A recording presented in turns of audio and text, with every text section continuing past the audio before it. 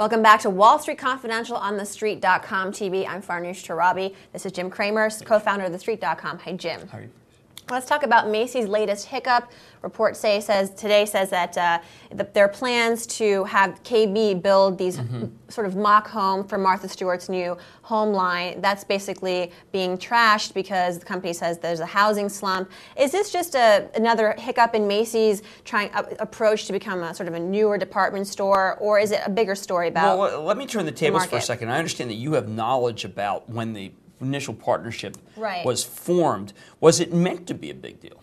It was. I mean, they went on this huge media parade. I was working for a small local TV station. I got a chance to interview Martha Stewart, which to me signaled that they were really trying to make this a big, sort of big unfolding. Not to mention for Martha Stewart, who was coming out of jail and trying to reemerge, but also for Macy's, who had just announced their merger with May. So for both parties, it seemed like a great opportunity to sort of, take a new approach to, their department stores. And I don't know, it seems like, Terry Lundgren was telling me, look, we're so excited that KB Home is building us these mock homes, and now it seems like the housing market is trumping Martha Stewart. Was Bruce Kravitz involved at all, the deposed CEO of KBH? Maybe there's an angle there. Well, perhaps. He wasn't involved in the presentation, though. No, he was not. It was simply Martha and Terry. Well, I mean, I'm always reluctant to judge against Terry Lundgren. He's been one of the most active buyers of his own stock, really one of the 20 most.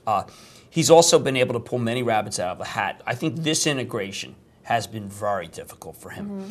I would point out that I'm not buying the notion that the housing problem is here, because I think if you have the right product, like if you take a look at the new home initiative that JCPenney's doing with Ralph Lauren, they're not backing away at all, and that could be a very big win. What I think Macy's is struggling with is that it, more than any other place other than Home Depot and Lowe's and Sears, is offering an array of products to make your house look better. And the idea is that you're either going to be strapped by higher home equity payments or you can't sell your house. And what I would caution is that, Eddie Lampert didn't have great success with Martha Stewart's product at Kmart.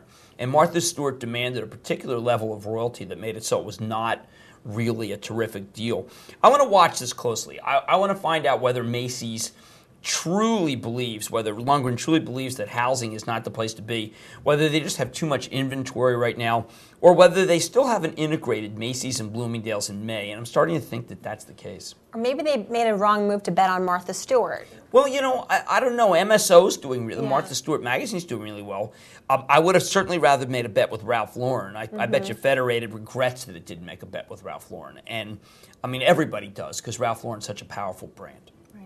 All right, thank you very much, Jim Cramer. This is Wall Street Confidential on TheStreet.com TV. Stay with us.